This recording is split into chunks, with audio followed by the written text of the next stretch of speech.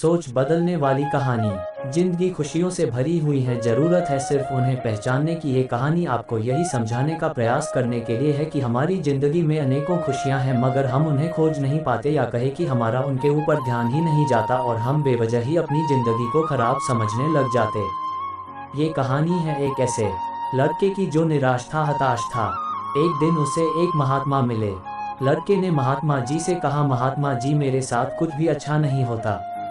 जो भी मैं सोचता हूँ सब कुछ उससे उल्टा होता है। मेरी नौकरी करता हूँ। मैं पहले सोचता था कि जब नौकरी लग जाएगी तो अपने पिताजी को एक अच्छी गाड़ी लेकर दूंगा, लेकिन अब नौकरी तो लग गई लेकिन इतने पैसे नहीं मिलते कि गाड़ी ले सकूं। सोचा था कि अपने बीवी बच्चों को दूसरे देश में घुमा कर लेकर आऊंगा, लेकिन वो भी नहीं हो पा रहा है। बस जिंदगी ऐसे ही चलती जा रही है, क्या करूँ, कुछ बताइए। महात्मा जी लड़के को एक फूलों के बगीचे में ले गए जहां बहुत ही सुंदर फूल थे। वहां ले जाकर लड़के से कहा कि तुम्हें बगीचे में से किसी एक फूल को लेकर आना है जो तुम्हें सबसे सुंदर लगता हो, लेकिन एक शर्त है, किसी भी फूल को तुम पीछे हट कर नहीं तोड़ना। जो तुमने एक बार पीछे छोड़ दिया तो वो समझो तुमसे छूट गया। लड़का बगीचे के एक कोने से फूल चुनने के लिए चल दिया। उसे बहुत सुंदर फूल दिखाई दे रहे थे, लेकिन लड़का ये सोचकर आगे बढ़ता गया कि कहीं इस फूल से भी फूल हो तो उसे तोड़कर लाऊंगा। लड़का आगे बढ़ता गया और लड़के ने अभी तक कोई भी फूल नहीं तोड़ा था। अब बगीचे में केवल कुछ ही फूल बाकी थे जो बिल्कुल सूखे हुए थे। अब लड़का शर्त के मुताबिक पीछे छोड़े हुए फूलों में से भी नहीं तोड़ सकता था। लड़के के पास सिर्फ एक विकल्प था कि वो इन सूखे फूलों में से ही किसी एक को तोड़े। लड़का एक सूखा हुआ फूल तोड़कर महात्मा जी के पास पहुंचा और सूखा हुआ फूल दिखाया। महात्मा जी सूखा हुआ फूल देखकर कहने लगे कि बगीचे में इतने सुंदर फूल थे और तुम एक सूखा हुआ फूल तोड़कर लेकर आए हो। लड़का बोला कि महात्मा जी, बगीचे में मुझे भी बहुत सुंदर फूल मिले थे, लेकिन और अच्छे फूल की चाह में वो सारे सुंदर फूल को मैं पीछे छोड़ता गया। फिर बाद में केवल सूखे हुए फूल ही थे जिनमें से मैं एक फूल लेकर आ गया। महात्मा जी लड़के को बगीचे में ले गए, समझाने लगे कि ये जो बगीचा है वो तुम्हारा जीवन है, जो सुंदर फूल हैं वो खुशियां हैं, इतने सुंदर फूलों से भरा हुआ है, लेकिन कुछ और बेहतर की चाह में तुम इतनी सुंदर जीवन को भी खुशी से नहीं जी पा रहे हो। तुम्हारे माता पिता को किसी अच्छी गाड़ी से वो खुशी नहीं मिल सकती जो तुम्हारे साथ बैठकर खाना खाने से मिल सकती है। अपने परिवार साथ समय बिताएं, उनकी देखभाल करो। खुद को और अपने परिवार को इतनी खुशी किसी भी चीज नहीं दे सकते। इंसान हमेशा और अच्छे के लिए सोचा है, ऐसा सोचना अच्छा भी है, लेकिन और बेहतर की चाह में अपने वर्तमान में छोटी छोटी खुशियों को भी नहीं जी पाता है। हम ये सोचते रहते हैं कि एक ऐसा दिन आएगा जब मेरे पास धन होगा, अच्छा मकान होगा, गाड़ी होगी, लेकिन ऐसा कभी नहीं होता जो हमारे मन के मुताबिक हो। और ऐसे ही सोचते सोचते हमारा सुंदर फूलों से भरे हुआ जीवन में सिर्फ सूखे फूल ही बचते हैं, जिनको हमें मजबूरी में जीना ही पड़ता है। इसलिए अपने वर्तमान में छोटी छोटी खुशियों के पलों को बटोरते रहो। इससे बड़ी खुशी और कहीं नहीं मिल सकती है। एक किसान था जो बहुत मेहनती था। वो अपने खेतों में पूरे जी जान से काम करता था, उसे अपनी मेहनत का फल भी मिलता था। हर बार उसकी फसल दूसरे किसानों से बेहतर होती थी। किसान के 3 पुत्र थे, लेकिन किसान ने कभी भी अपने पुत्रों से खेत का काम नहीं करवाया था। किसान चाहता था कि मेरे लड़के पढ़ लिख कर कामयाब इंसान बने। किसान का बड़ा लड़का कुछ दिन स्कूल जाने के बाद उसका मन पढ़ाई में नहीं लग रहा था। पिताजी के बहुत समझाने के बाद भी बड़ा लड़का स्कूल नहीं गया और पिताजी के साथ खेतों में काम करवाने लगा। किसान के दोनों छोटे लड़के पढ़ने में होशियार थे। किसान और बड़ा लड़का भी दोनों छोटे लड़कों से कभी कोई काम के लिए नहीं कहते थे। दोनों लड़के अच्छे स्कूल में पढ़ते थे, लेकिन वे दोनों सामाजिक गतिविधियों से काफी दूर रहे थे। उन्हें सिर्फ अपनी पढ़ाई से ही मतलब रहता था, बाकी सब कुछ उनके लिए बेकार था। समय बीतता गया, दोनों छोटे लड़के पढ़ लिख कर अच्छी नौकरी करने लगे। दोनों की अलग अलग शहर में नौकरी करते थे। वे दोनों अपने पिताजी के पास कई महीने में आते थे। किसान अपने दोनों लड़कों को बहुत याद करता था, लेकिन कोई सा भी लड़का अपने पिता को देखने के लिए भी नहीं आते थे। किसान अपने दोनों छोटे लड़कों की याद में दिन प्रतिदिन कमजोर होता जा रहा था। उधर दोनों छोटे लड़कों ने अपने लिए शहर में ही अलग अलग मकान ले लिया था और अपनी मर्जी से अपने पिताजी को बताए बिना शादी भी कर ली थी।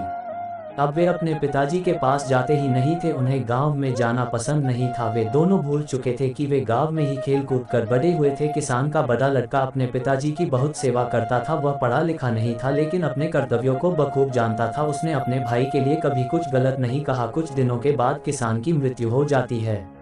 लेकिन मृत्यु से पहले वह अपने पुत्रों के लिए एक वसीयत के नाम पर 3 पत्र छोड़ जाता है। कहता था कि ये पत्र तीनों लड़कों के एक साथ दिए जाए। ये खबर किसान के दोनों छोटे लड़कों तक भी पहुंच गई। अब दोनों लड़के अपने पिता की संपत्ति के लिए गांव में आ जाते हैं और अपने पत्र लेने की मांग करते हैं। उनके पत्र भी उनके बड़े भाई के पास सुरक्षित रखे थे। वे दोनों अपने बड़े भाई के पास अपने पत्र लेने जाते हैं, जिन्हें वह पत्र दे देता है। अब दोनों ये जानने के लिए कि पिताजी उनके लिए क्या देकर गए हैं, पत्र को खोलते हैं। पत्र खोलते ही जो उसमें लिखा था उसे देखकर दोनों छोटे लड़के बड़े शर्मिंदा होते हैं, अपने किए पर रोने लगते हैं। उनके पत्रों पर लिखा था कि आज तक मैं जिंदा रहा अपने बड़े अनपढ़ बेटे की वजह से, और आज मैं जिंदा नहीं हूँ वो अपने दोनों पढ़े लिखे नालायक बेटों की वजह से। मेरी आधी संपत्ति मेरे बड़े बेटे को दी जाए और आधी संपत्ति अनाथ बच्चों के लिए दे दी जाए। ये कहानी हमें बहुत कुछ सिखाती है। आजकल की व्यस्त जिंदगी में हम पैसों के लिए अपने माता पिता को अकेला छोड़ देते हैं, जबकि हमें अपने बुजुर्गों की अच्छी तरह देखभाल करनी चाहिए। पहले खुद को सुधारना चाहिए, फिर दूसरों की गलती निकाले। एक बार एक सीधा साधा किसान था। वह अपने खेतों में सब्जियां उगाता था। जब उसे पैसों की जरूरत होती तो वह एक सेठ से उधार पैसे ले आता था। फिर सेठ को अपनी सब्जियां पहुंचाता था, जिससे थोड़े थोड़े करके पैसों का हिसाब बराबर हो जाता था। किसान बहुत मेहनती था। वह अपने बच्चों के साथ खेतों में काम करता रहता था। अभी सब्जियां बेचने के लिए तैयार नहीं थी और किसान के पास अपने खर्चा के लिए जमा पैसे भी खत्म हो चुके थे। किसान सेठ के पास गया और सेठ से कहा कि कुछ रुपए और कुछ खाने का जरूरी सामान चाहिए। सेठ जी ने कुछ रुपए किसान को दे दिए और घर का कुछ खाने का सामान जैसे चावल, चीनी, आटा, दाल आदि भी दे दिया। किसान सभी सामान को अपने घर ले आया। कुछ दिनों बाद किसान की सब्जियां बेचने लायक हो गई और किसान को सबसे पहले सेठ से लिए पैसे और सामान के बदले में सेठ को सब्जियां देनी थी। किसान सब्जियां तोलकर इकट्ठा करके सेठ जी के पास ले गया। सेठ जी से कहा कि सब्जियां हैं, इन्हें रख लो। सेठ ने किसान से पूछा कि कितने किलो सब्जियां हैं। किसान ने जवाब दिया कि सेठ जी 20 किलो हैं। सेठ जी ने सब्जियों को उठाकर देखा और अंदाजा किया। सेठ को कुछ कम वजन महसूस हुआ। सेठ ने दोबारा किसान से कहा कि सब्जियों का वजन सही बताओ, नहीं तो मैं अपने पास रखे कांटे पर तोल लेता हूँ, और अगर कम वजन हुआ तो 2 गुने पैसे लूंगा। किसान अपने घर सब्जियां तोलकर लाया था। उसे विश्वास था कि सब्जियों का वजन बिल्कुल सही है। किसान ने कहा कि कुछ भी कर लेना, सब्जियों का वजन पूरा 20 किलो ही है।